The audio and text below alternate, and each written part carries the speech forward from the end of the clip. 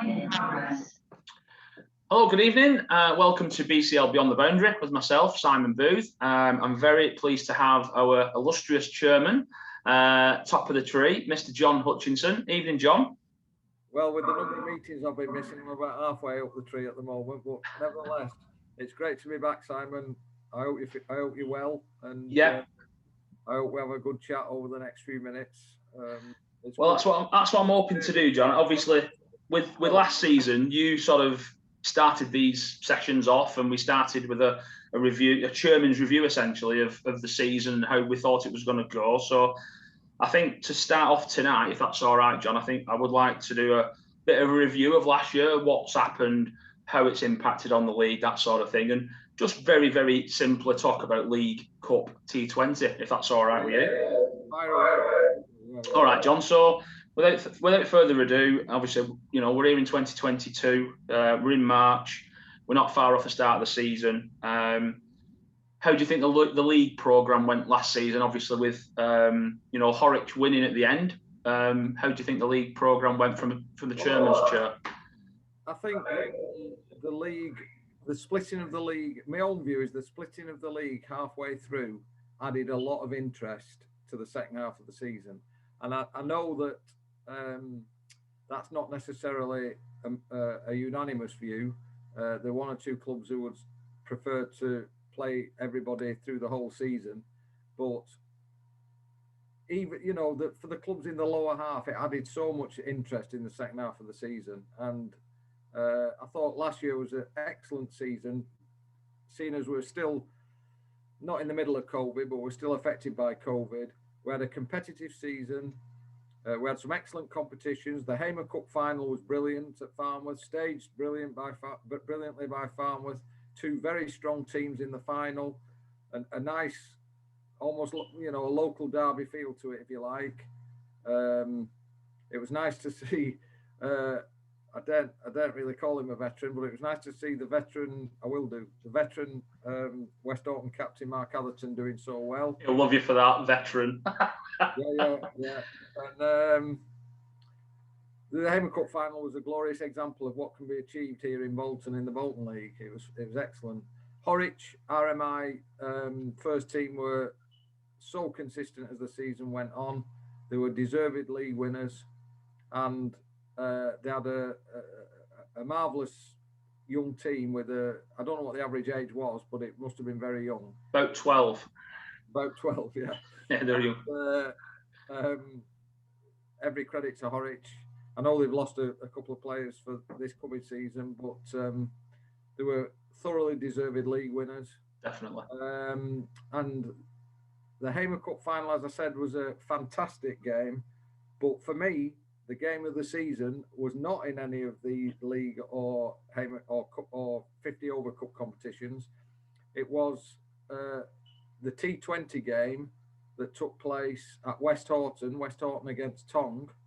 Yeah. And basically Tong won it from the dead. And it was just a great occasion, simple as that.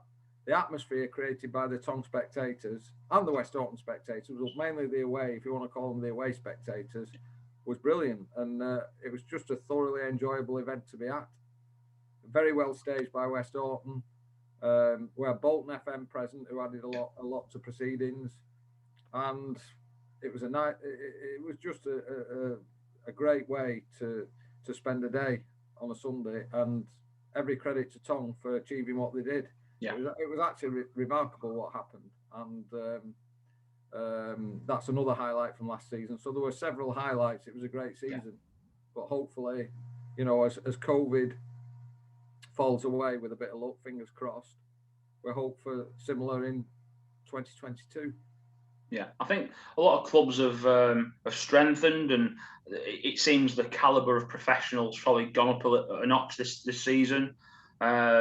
And like you said, I think with restriction, obviously what's happening in the Ukraine at the moment is not helping, but you know, hopefully we can get some quality pros in, and the standard of cricket goes up a notch again.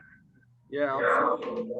I think one or two clubs took a step back, not in terms of trying a step back, but it took a step back from focusing on the playing arena to improve the facilities whilst COVID was prevalent. And I think 2 or 3 of those clubs will now be strong again in a playing capacity. So I can see 2022 being even stronger than 2021 for sure.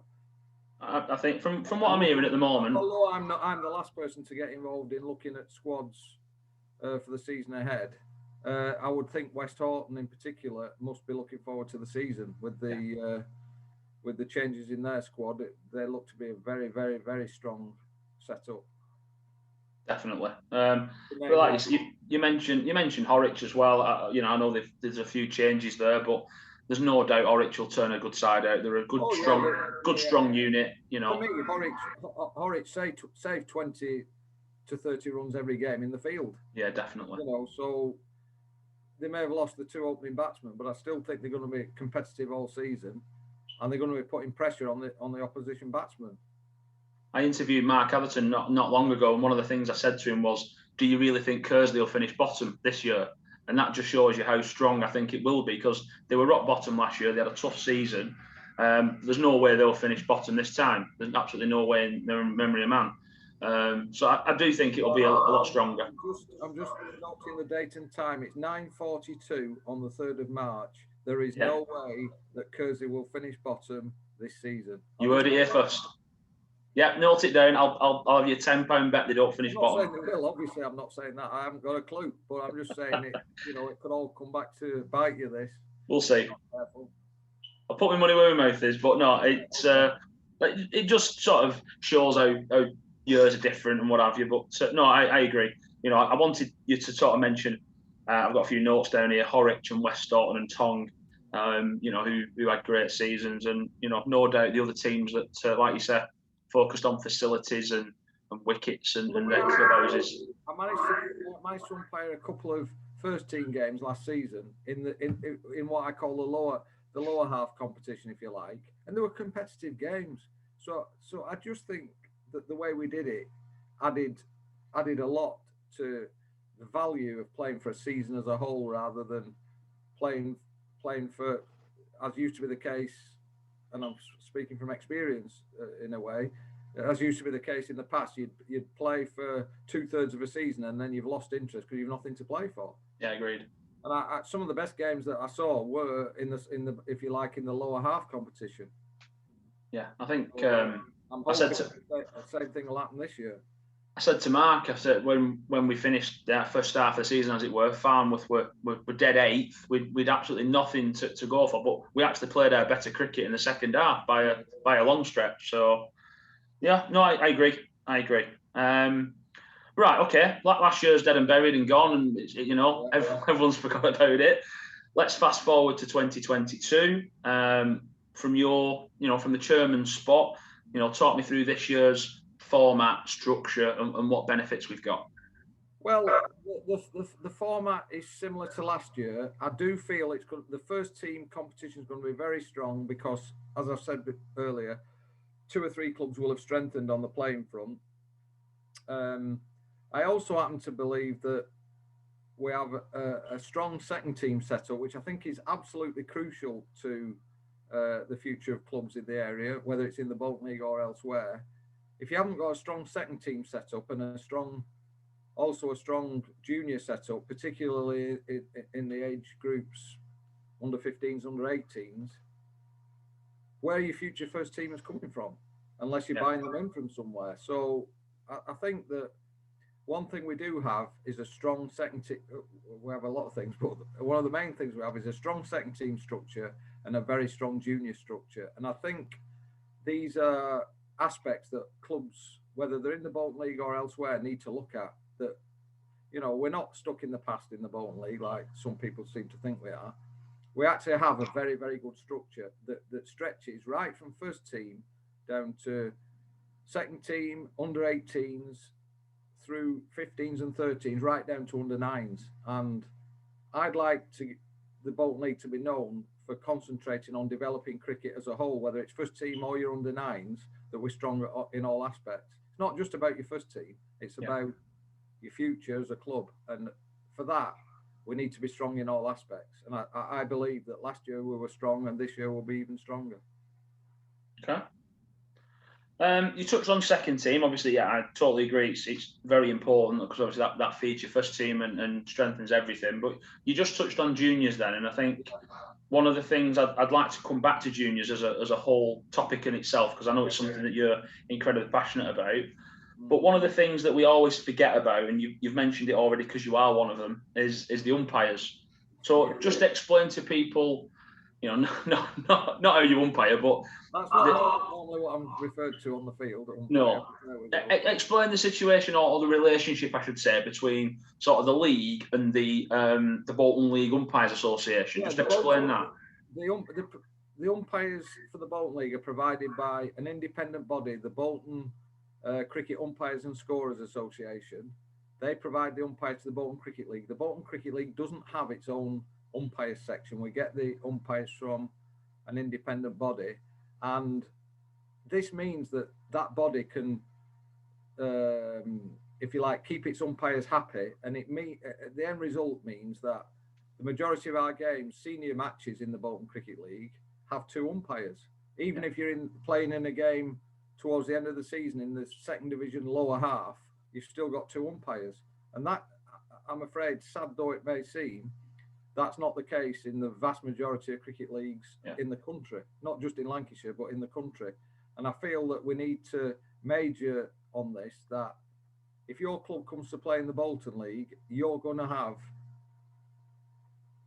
18 times out of 20, you're going to have 2 umpires at every game, first and second team.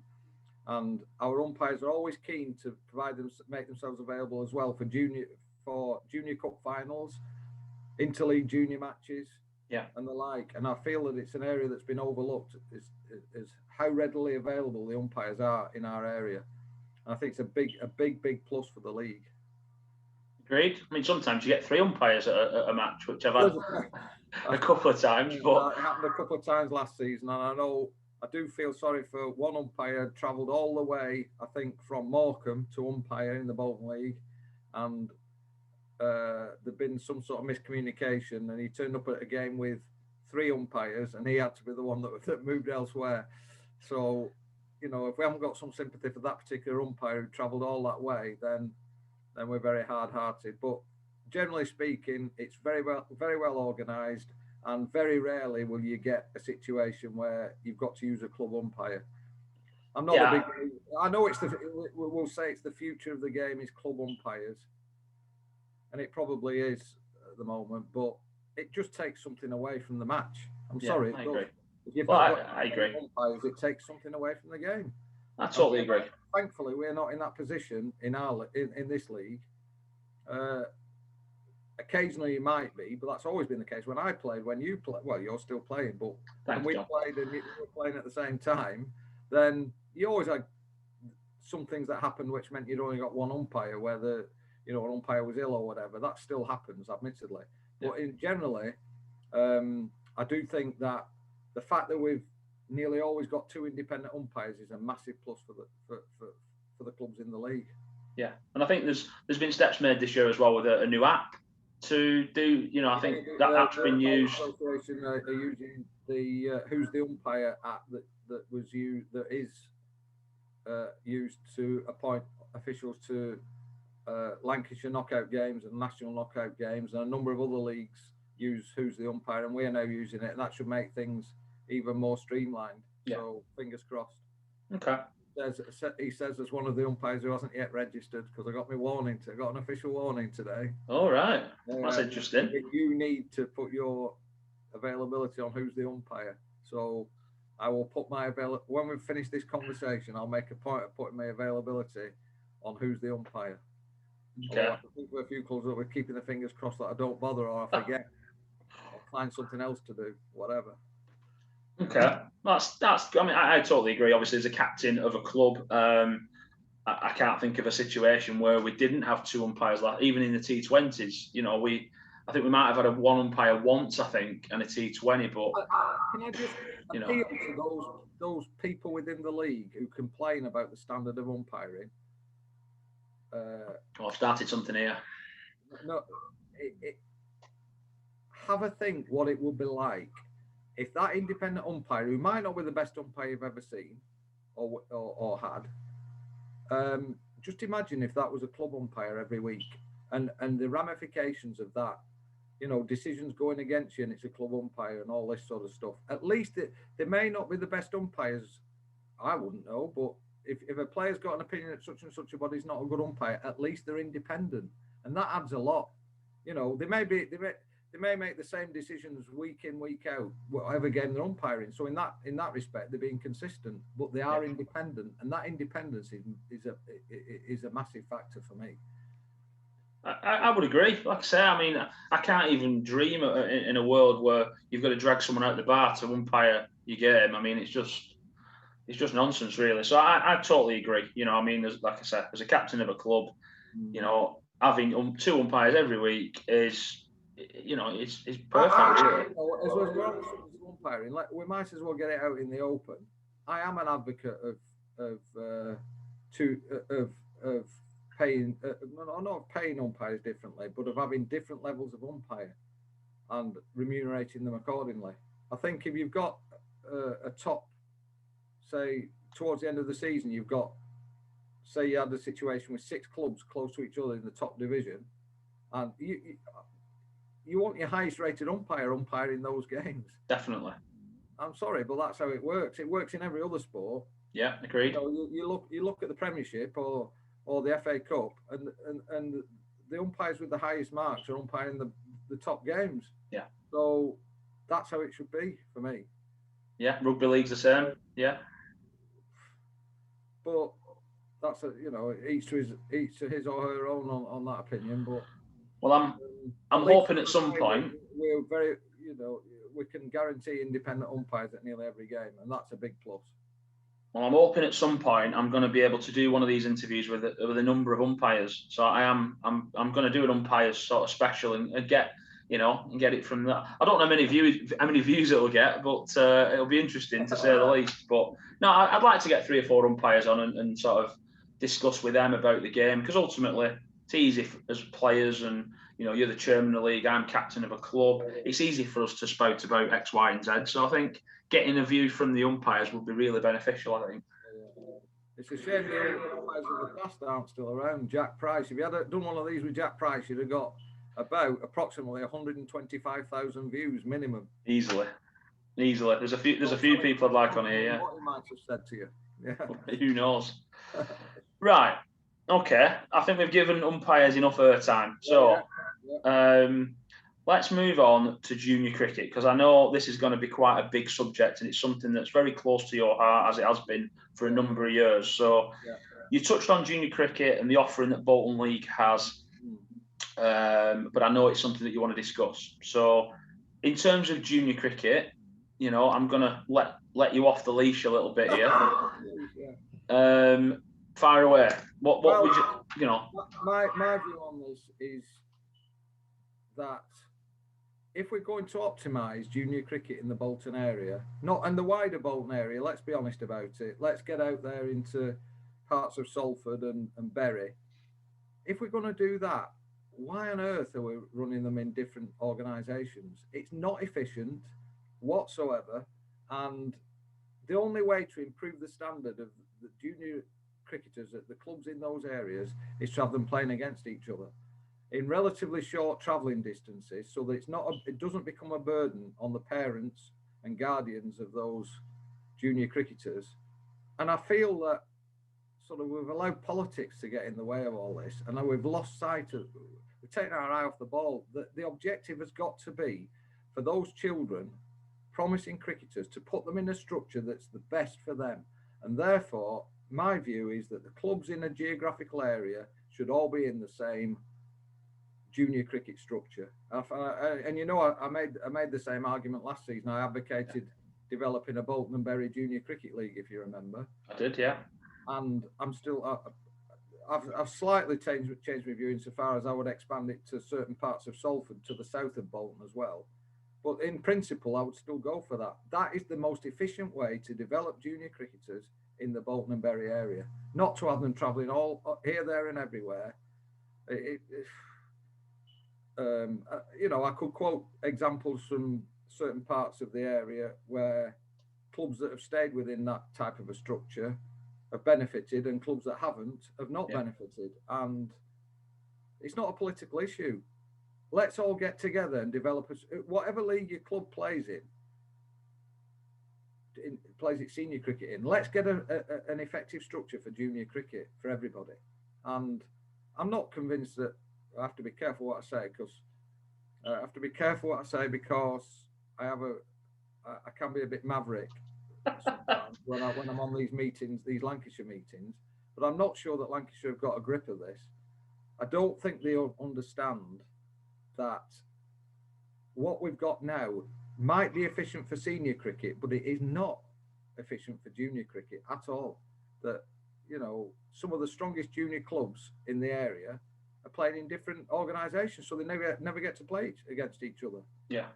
And how can that be efficient? It can't possibly be. So I'd like to see the structure of junior cricket changing to a Bolton and Bury Junior Cricket League. And if I prefer it to be run by the people who run the Bolton Cricket League Junior section, because they're incredible people who run things. The administration side is just amazing, and that's just a preference on my part. But I do think that structure needs to be brought in, and it needs to be brought in 2023. Let's not dilly-dally. It should have been brought in 2022, but we've missed the boat now.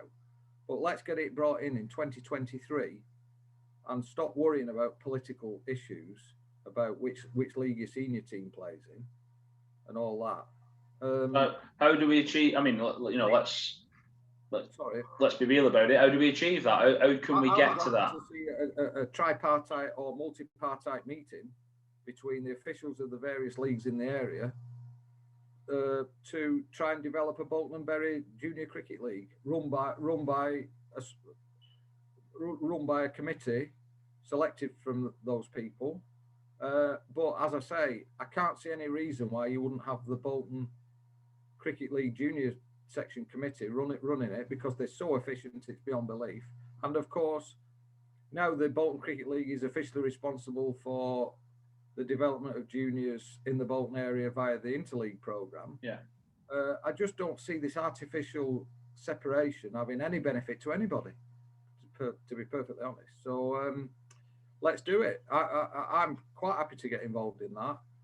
Certain other officials might have different views, but I think we have to go in that direction, or else we're letting down the very players that we're trying to look after. Yeah. No, I think there's merit in what you're saying, John. I think when I floated it last year, it did seem to got a bit of support from some of the former players that you interviewed. Yeah. I remember Mark Stewart being quite positive about the idea, and I think, you know, 12 months has gone by and we're still in the same position. So it works for football, doesn't it? I mean, you know, it works incredibly well in Bolton and Bury. So if it works in football, why can it not work in cricket? For me, it's like there's no reason why you can't organise junior cricket differently to senior cricket. Yeah. Why can't you? Why?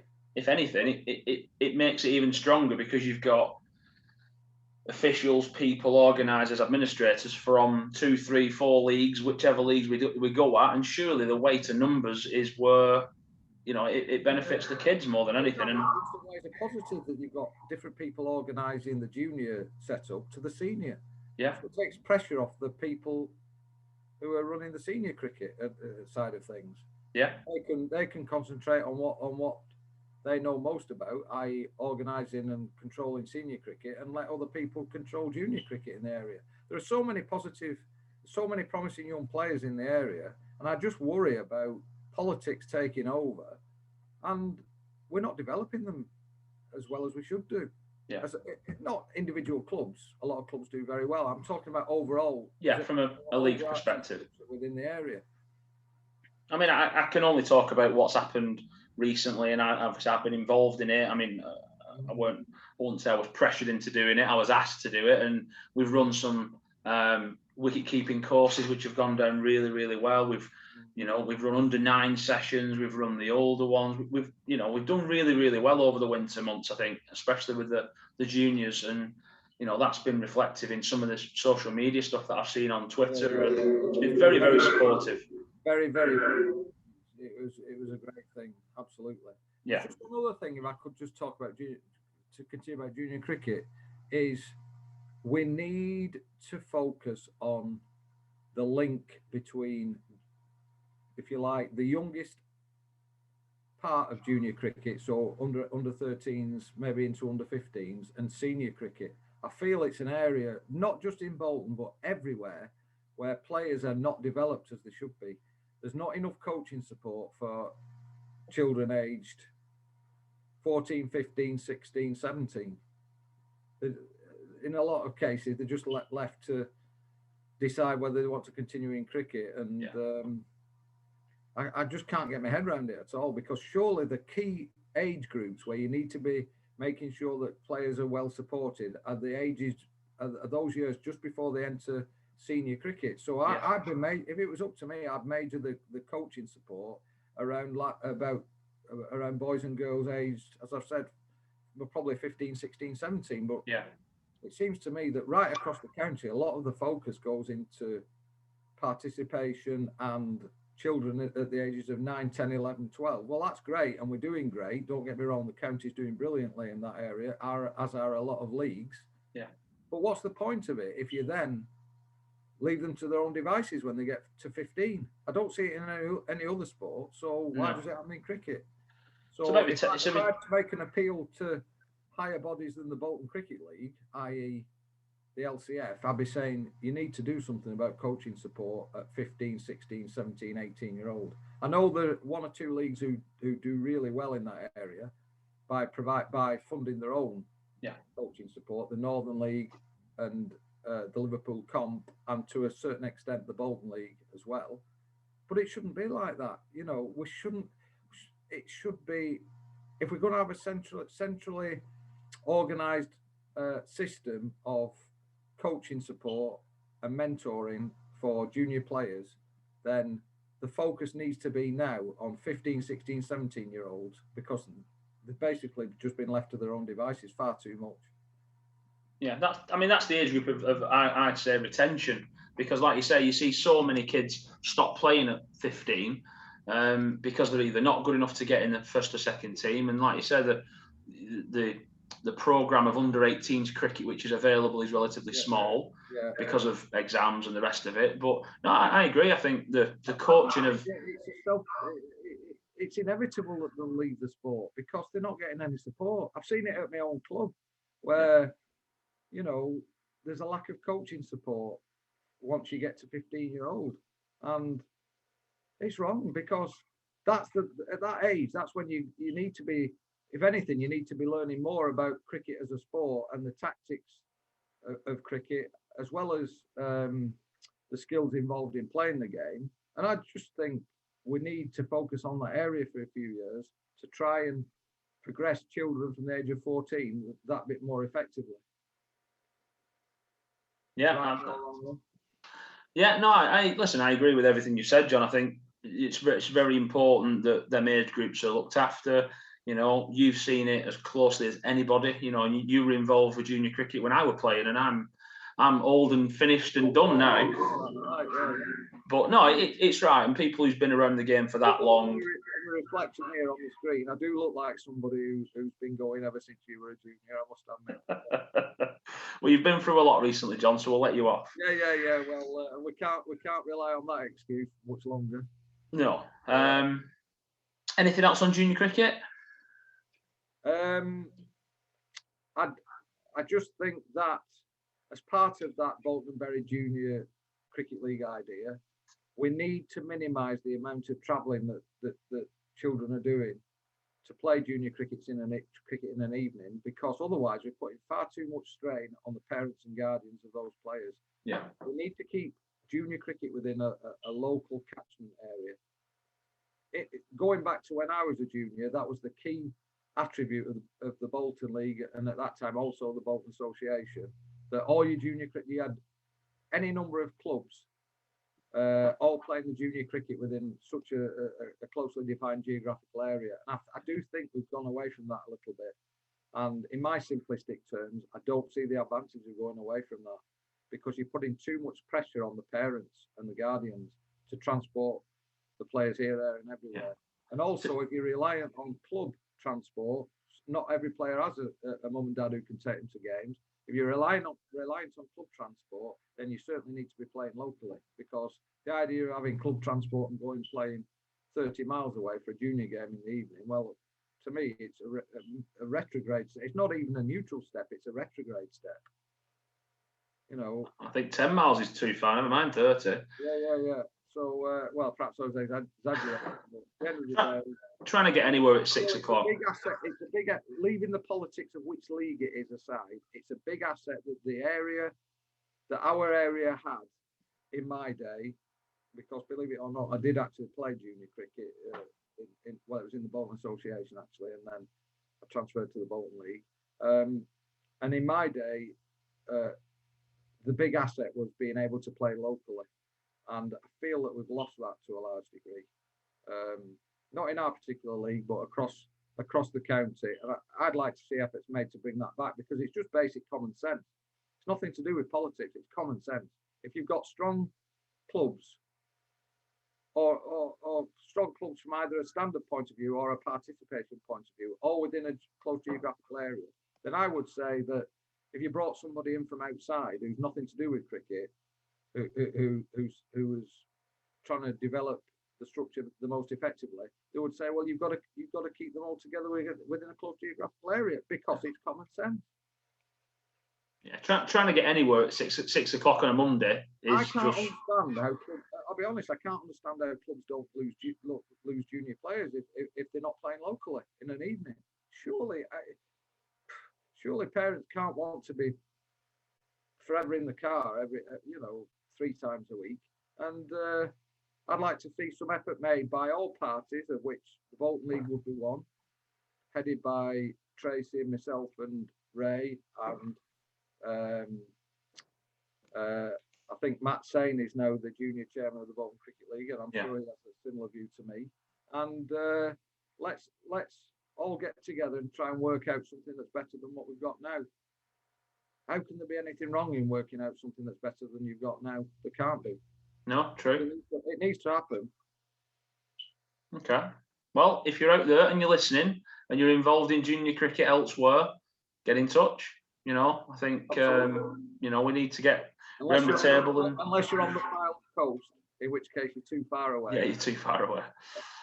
But yeah, listen, everything you've said, John, has a lot of merit and a lot of common sense to it. So if we can get the right parties around the table and look at something going together, surely to God, it's going to develop junior cricket in the area, which then develops in the older age groups and then filters through to second and first team. It's a no-brainer, really.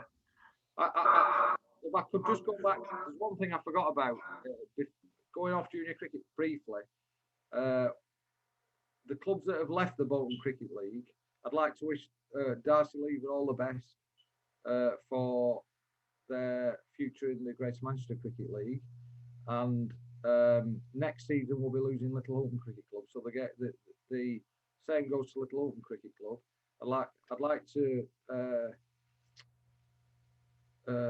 wish both clubs all the best. I know both are going for their own reasons in terms of the playing structure of the clubs.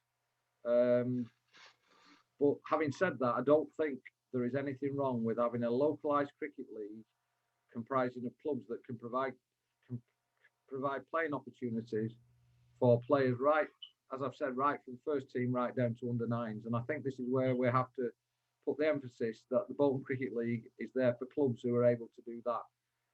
Put junior teams out wherever possible and provide a streamlined structure right from the youngest age groups right up to the first team. And fingers crossed, I think this year we've got. I think we're 14 clubs now, are we? Simon? Yeah. 14 clubs. I think we've got 14 clubs who are essentially capable of doing that. So I don't think there's anything wrong in that particular mode of organisation. And I fully understand clubs that whose business plan perhaps requires a different approach, but I still feel there's a big advantage in having a small, locally based group of clubs that can provide opportunities right across the spectrum. Okay, Brill. In terms of what I've got here, the only last thing I sort of want to touch on is, appeal to the clubs basically in terms of this format, how we get, people in the know, I suppose, about some of the clubs. And obviously, I've already interviewed Mark Atherton. I've interviewed yourself as a. I think I'd like to say that although social media is a great way of promoting your club and its plans for this year, so's this. These beyond the boundary interviews. There's no better way for getting your club's plans for 2022 and beyond out there in the public domain. Yeah. And I'd just like to ask people, officials, players, captains, umpires out there from the area, whether they're Bolton League or just outside the Bolton League, or from clubs in the Bolton area that aren't in the Bolton League. Let's get some more interviews out there in the public domain, and let's get you promoting your clubs out there on the internet like this, with these interviews. I just think it's a great way of doing it. I know I'm stuck in the dark ages. I'm not a great player on social media, but what better way to be interviewed and it's put out on YouTube or whatever, and everyone can find out what the plans are for your club. Brilliant way of doing it. So come on, let's get out there and get involved. And you can't do any worse than this interview, let's face it. So well, we've set the bar pretty low, so we'll. No. In all seriousness, like you say, if you're out there and you're listening and you're from one of the clubs, umpires, officials, even if you were a parent or something, like an outsider looking in, I'm more than happy to speak to you. And certainly from the club's chairman, chairwomen, captains, whatever. If you're out there and you're listening, players who've played in the league previously, who've got ideas on how the league and cricket in Bolton and the Bolton area can be taken forward, then come let us know and put your views forward on in this forum. Definitely. Yeah. Well, if you're out there, even if your view is, I heard that Beyond the Boundary with John Hutchinson, it was the biggest load of nonsense I've ever heard. Well, come on here and tell us. Yeah, absolutely. Either. It's not. You're not censored. There's no censor here on BCL Beyond the Boundary. So no, if you're out there and you're listening and you want to, get your point across or get your views heard or something we can improve on the league, then we want to hear from you. And obviously, by the same token, if you're from a club and you want to come and speak to us about your plans this season, your pro, your overseas, your club, your renovations, your ground, whatever, we'd love to hear from you. Yeah, let's face it, a lot of the Bolton League grounds were significantly better last season than the years gone by. Your own club, Farmworth Cricket Club, being probably the best example. When I travelled around, very few times did I go dreading getting there, which as a player in the past, there's been one or two grounds, not necessarily in the Bolton League, but certainly in the area, but not necessarily in the Bolton League, where you thought, oh gosh, I've got to go there. Well, I didn't get that feeling last season. I thought the ground, was a tremendous testament to the clubs, how much the grounds in general had improved. Yeah. Brill, right. Well, that's pretty much the end of my agenda. Is there anything else you want to add to, John? No, not at all. I'd just like to wish everybody a successful season. And I'd just like to end the interview by saying, let's have a go at getting together for the betterment of cricket as a whole. And let's forget all these splits that arise through politics. I think I'll be honest, I've just got, can I say the word? I've got bored with it all. I've got bored with all the politics. And it's done us no good overall. So let's all get together and let's create a structure that, if I had a 10-year-old child who was taking up cricket, I'd want a structure in place that can maximise my ability in cricket, and I'm not convinced we've got it at the moment. Okay. Well, food for thought. Thanks for that, John. Thank you very much for your time this evening, and I've no doubt we'll get this out on social media and get some feedback as soon as possible. Yeah, Feedback, negative or negative, yeah. Absolutely. Okay. Well, that's been John Hutchinson, Chairman of the Bolton Cricket League. Thank you very much, John. Thanks. Bye now.